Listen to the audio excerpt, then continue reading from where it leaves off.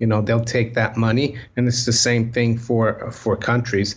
So last year we saw a lot of countries that usually don't buy gold, like Brazil, bought a lot of gold. They increased their reserves by 60%.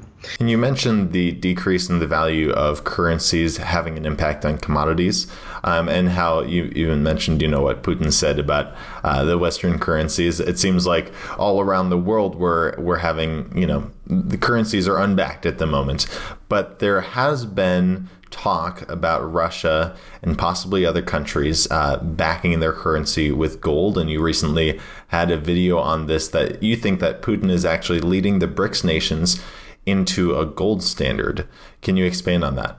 Yeah, because with the recent moves by Western countries to sanction Russia and steal their foreign reserves, a lot of countries non-aligned to NATO or the West, they're concerned because they have trillions of reserves in dollars and euros and some British pounds.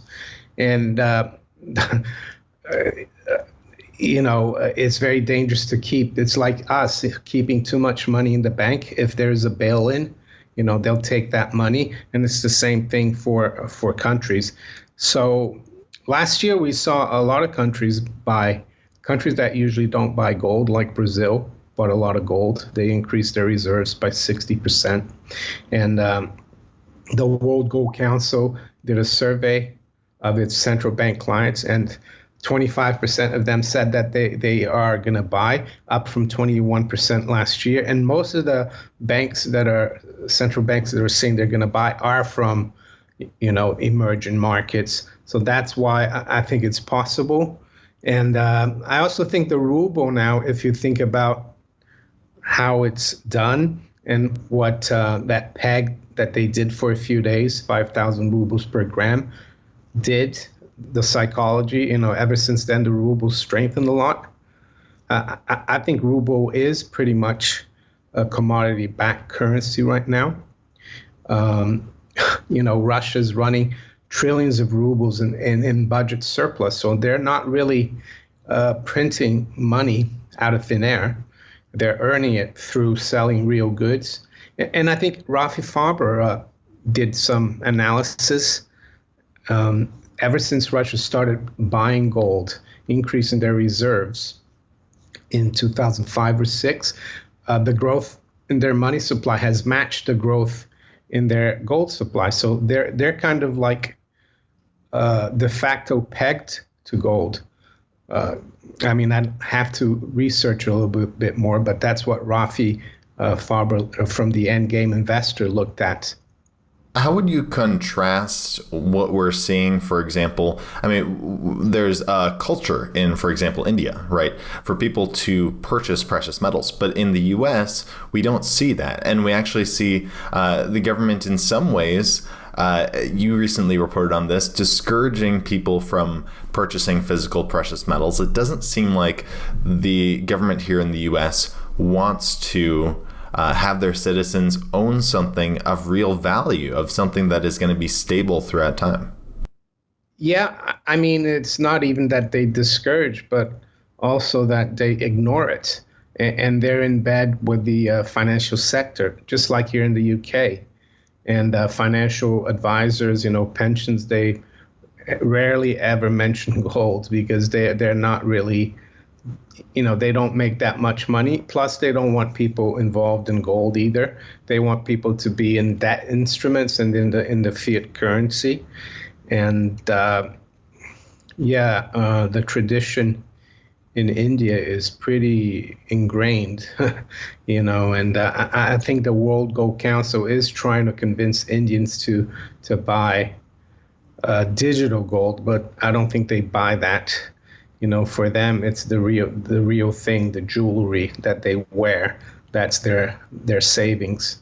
But yeah, and in terms of discouraging, I guess the price, it's not even, it is kind of suppression, but the volatility and the frustration in gold and silver discourages a lot of people. And I spoke about this in one of my recent videos that when gold became legal again in the US in 1975, WikiLeaks has some documents from '74 where bullion dealers in London were in communication, I think, with the State Department or the Treasury about how to,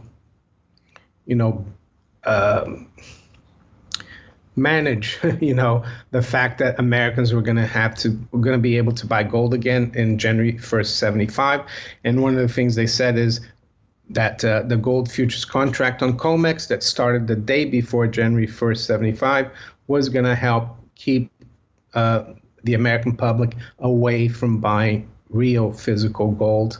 And the other thing the futures contracts do, they create volatility because they let speculators leverage, and gold is supposed to be money, but it's the way they treat it and the way they have a futures contract on it makes it very volatile, and that makes people think that it's risky. I mean, even here in the UK, I talk to friends sometimes, and they ask about gold, and I say, well, I think you should have some. And they always go, oh, but it's very risky, and despite the fact that it's been going up 10% a year for the last 20 years, in most major currencies.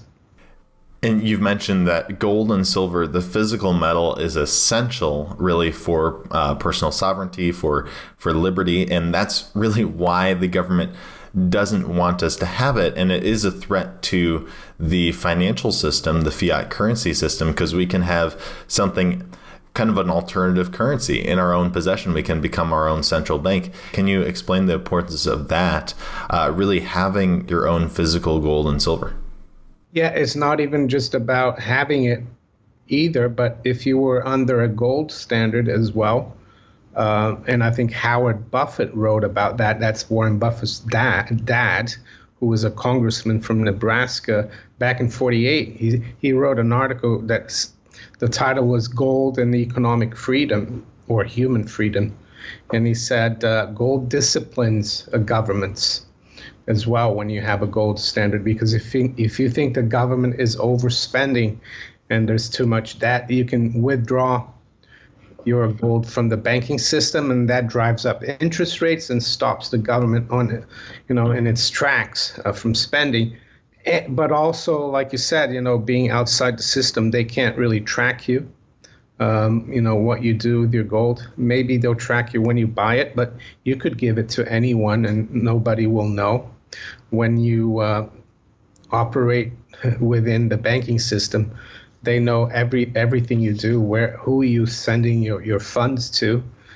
And I guess one thing I would say, I've never seen someone who's really poor in the streets or who had gold and silver. So it helps keep your, the surplus effort that you've been able to, that you've put through your life and that you've accumulated this wealth from your efforts. And it protects the purchasing power as well. That's what is important, because if you keep paper money over the years, it's going to buy less and less. And that makes you less self-sufficient, of course. Now, you've mentioned that what is happening right now is kind of like a modern day gold confiscation, where the government is, and the whole financial system is really discouraging people from investing in gold. Can you share a bit more about this? And then also, do you see a risk of gold confiscation possibly in the future? Like actual, the government taking the gold from people? What I mean is that I guess it's not really confiscating, but it's stopping people from buying. So it's almost like, not letting you have it. And it's the financial press, the government. There's very little talk about gold. You don't see Joe Biden coming out and saying, yes, we have high inflation. I recommend that all Americans go out and buy gold and silver to protect themselves. No, what they're doing is like sending them, probably trying to spend even more fiat currency to help them. I saw that in Austria, they're giving 500 euros for quite a few people to help fight inflation. So they're fighting inflation with more inflation. And the confiscation, could it happen again? Anything's possible, but I would say that in 1933, people were aware that gold was money because it was. Nowadays, you've seen Mark Dice maybe on YouTube. He goes around trying to give someone a Snickers bar or an ounce of silver. They take the Snickers bar and, a $20 note or 1 ounce of gold, they take the $20. They don't want the gold. So it's unlikely, but you never know.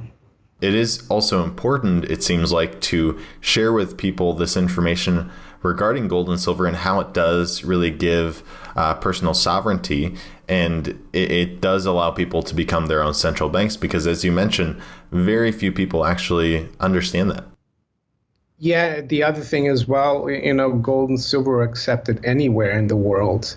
So if you have to flee wherever you live, and go to another part of the world, you can take a few coins or bars, hide it hide it, somehow get it through, and you can start again in another country. So, yeah, that's why it's important, I think. And if we do see the BRICS nations move towards some sort of gold standard, as we were talking about earlier in this interview, do you see other countries will be forced to adopt a commodity or gold kind of system? And here in the U.S., for example? I think eventually, yeah, even though right now they're probably trying to fight it as much as possible. And it's concerning because it looks like they're pushing for war with Russia. And maybe even China, with relationship to, with regards to Taiwan.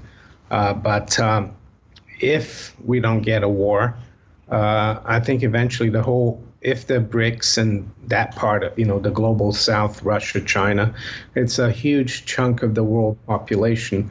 Unless we go that way as well, we'll be in deep trouble.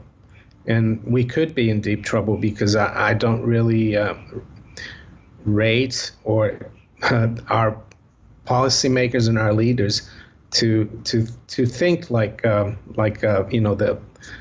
BRICS nations, which is ironic because I thought the West was better than this, and it seems like the emerging market countries and Russia and China are leading by example, in terms of the economy and monetary affairs. Now, if people in the U.S., for example, or in the UK where you are invested in precious metals, the physical metal, do you think that gives them a leg up in the future if we do go into some sort of precious metal backed system?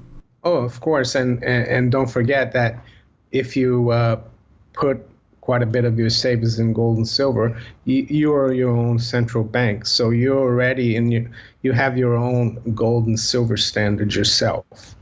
And yes, they will benefit, of course, if the U.S. and the U.K. decide to go on a gold standard, because gold will become, a lot more valuable than it's now.